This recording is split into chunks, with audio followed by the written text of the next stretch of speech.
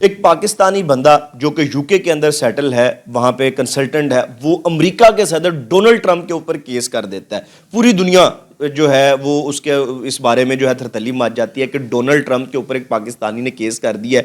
بہت سے لوگ جاننا چاہتے تھے یہ کیس کیا تھا, کیوں ہوا اور کس نے کیا تھا, یہ پاکستانی شخص ایسے جگرے والا تھا کون. تو آج ہم نے ان کو جو ہے اپنے پروگرام میں بلایا ہے. ملک کامران صاحب ہمارے ساتھ موجود ہیں, پاکستانی نژاد ہیں, اس وقت یو کے میں لنڈن میں سیٹل ہیں, اپنا ایک بہت بڑا ادارہ جو ہے وہ چلا رہے ہیں, جن کے اس میں یہ لیگل جو ہے وہ سہولیات بھی فراہم کرتے ہیں. خاص طور پہ وہ جو پاکستانی لوگ اسٹوڈنٹس پڑھنے کے لیے جاتے ہیں, جو لوگ کام کرنے کے لیے جاتے ہیں, ان کے ساتھ کوئی فراڈ ہو جائے, ان کے ساتھ کوئی مسئلہ ہو, ان کی امیگریشن کا کوئی ایشو ہو, تو ان کی مدد کرتے ہیں. وہاں پہ لوگ فیسوں کے چکروں میں پھر جاتے ہیں, لیکن ملک صاحب جو ہے یہ ان کو فری آف کاسٹ جا کے, آؤٹ آف دا وے جا کے بھی مدد کر رہے ہیں. سماجی سیاسی شخصیت ہے, ان سے بات کر لیتے ہیں. ملک صاحب, سب سے پہلے تو آپ کا بہت شکریہ, آپ ہمارے پروگرام میں ہیں. کیسے ہیں آپ؟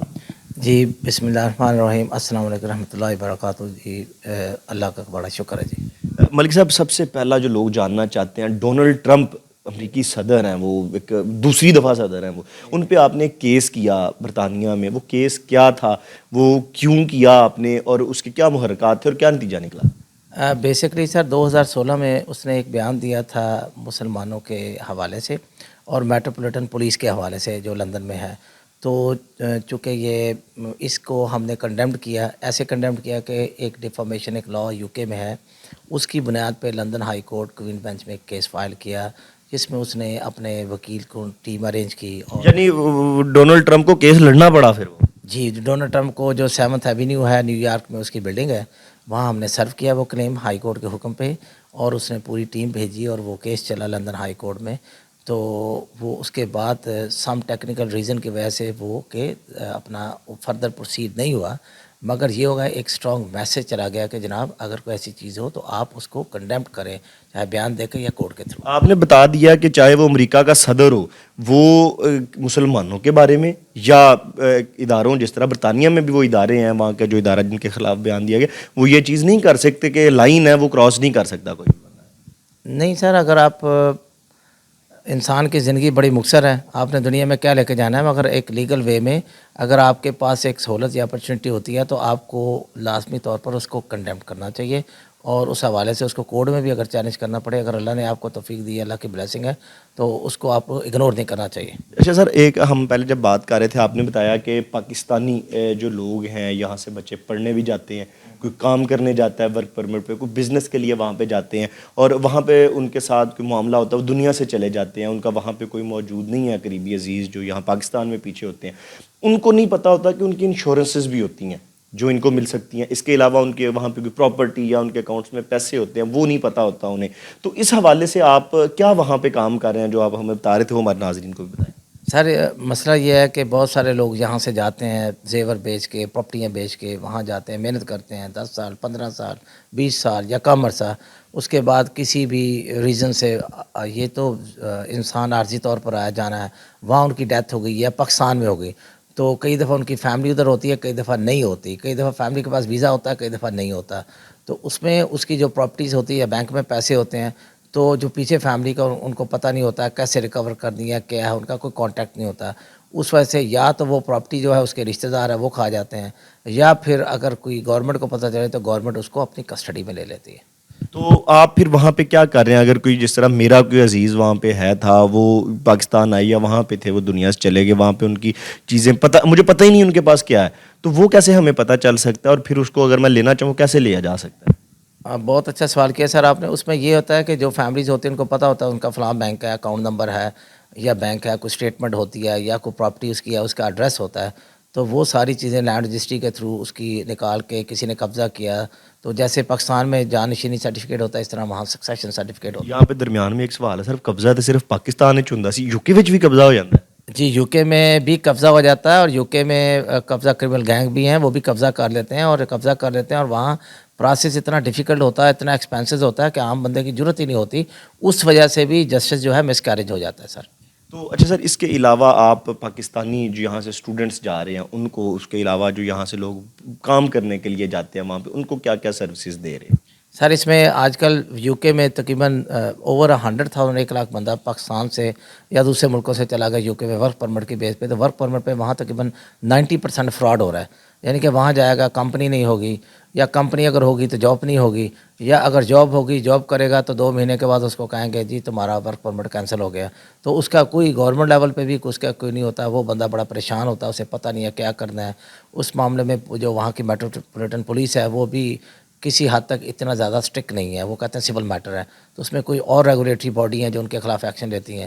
تو اس میں ایسے جو لوگ آتے ہیں ہمارے پاس, ہم ان کو step by step free of cost guide کر دیتے ہیں کہ یہ اسٹیپ ہے, اس طریقے سے کریں. سر وہاں پہ تو آپ فری آف کاسٹ گائیڈ کر رہے ہیں. 350 پاؤنڈ سب سے ماڑا جو وکیل ہے وہ گھنٹے کی فیس لیتا ہے. میں نے تو سنا ہے وہاں پہ اگر پہلے پیسے ٹرانسفر کرتے ہیں, بعد میں وکیل کو فون کرتے ہیں, پھر وہ فون اٹھاتا ہے, پیسے نہ ہو تو وہ فون ہی نہیں اٹھاتا. سر دیکھیں جی, ہر بندے کا اپنا ایک سسٹم ہے, ٹھیک ہے نا. وہ کہتے ہیں نیکی کر دریا میں ڈال. اگر آپ کو اللہ تعالیٰ نے ایک صلاحیت دی ہے, آپ پہ بلیسنگ ہے, تو آپ کسی کو گائیڈ کر دیتے ہیں. یا ہمارے ساتھ جو بیرسٹر کی ٹیمز ہے جو جن سے ہم اسسٹنٹ بھی لے لیتے ہوتے ہیں, تو وہ ہمیں ساری انفارمیشن ہوتی ہے. کسی کو اگر گائیڈ کر دیں گے, کسی کا بھلا ہوگا, کیا فرق پڑتا ہے سر. جو رزق آپ کی قسمت میں ہے وہ ملنا ہے, وہ کوئی چھین نہیں سکتا. مگر یہ بھی تو آپ کی ڈیوٹی ہے نا. آپ اپنے لیے تو نہیں آئے دنیا میں, آپ دوسروں کے لیے آئے نا. تو آپ کو اس کا بھی پارٹیسپیشن کرنا چاہیے کہ نہیں. بالکل. اچھا, تو اب یہ ساری چیزیں تو آپ نے بتا دی, آپ کیا کر رہے ہیں, کیسے کر رہے ہیں. یہ شروع کیسے ہوا تھا؟ آپ پاکستانی ہیں, برطانیہ پڑھنے گئے تھے یا اس کے بعد گئے, کیسے یہ پریکٹس وہاں پہ شروع ہوئی؟ جی, اس میں یہ ہوا تھا کہ میں ادھر پیدا ہوا تھا جب میری 4 سال تھی. پیرنٹس کے ساتھ پاکستان مائیگریٹ کر کے آیا تھا. اس کے بعد میں 27 سال کے بعد 98 میں گیا تھا. تو مجھے وہاں 24 سال ہو گئے. تو جب یہ کیا, پہلے جاب کرتا تھا, اس کے بعد پھر آہستہ آہستہ یہ لیگل سروسز کی طرف اللہ تعالیٰ نے رستہ بنایا. کیونکہ بندہ کچھ نہیں کرتا, جو اللہ کی طرف سے ہوتا ہے وہی ہوتا ہے.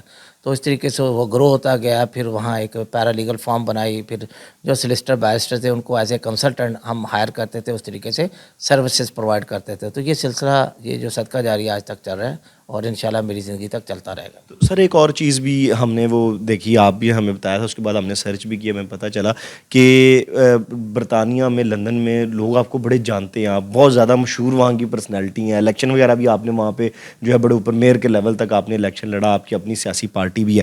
لیکن ایک بڑی مزے کی جو چیز مجھے ملی وہ یہ تھی کہ آپ کا ایک بہت بڑا سارا بورڈ بھی لگا ہوا ہے, اور اس کے اوپر آپ نے لکھ کے لگایا ہوا ہے کہ فری جو ہے ایڈوائس دی جائے گی, لیگل ایڈوائس کوئی بھی لینا چاہے.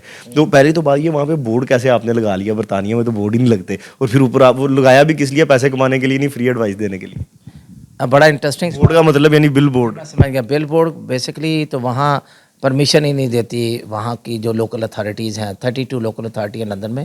یہ لندن بار آف نیوہیم ہے, تو وہ اجازت نہیں دیتے اتنا بڑا بورڈ لگانے کی. تو مگر یہ ہوتا ہے کہ میں صرف اللہ سے ڈرتا ہوں, جتنے دن لکھے ہیں گزارنے ہیں.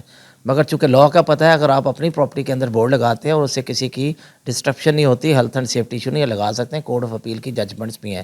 مگر اس لیول پہ جو پریکٹس ہے وہاں نہیں ہے, وہ اس کو پسند نہیں کرتے. تو انہوں نے, ہم نے لگایا تھا, انہوں نے اس پہ اپلیکیشنس تھیں, نوٹسز دیے, تو اس کو ہم نے چیلنج کیا. ہائی کورٹ, سپریم کورٹ میں, یورپین کورٹ میں پینڈنگ ہے.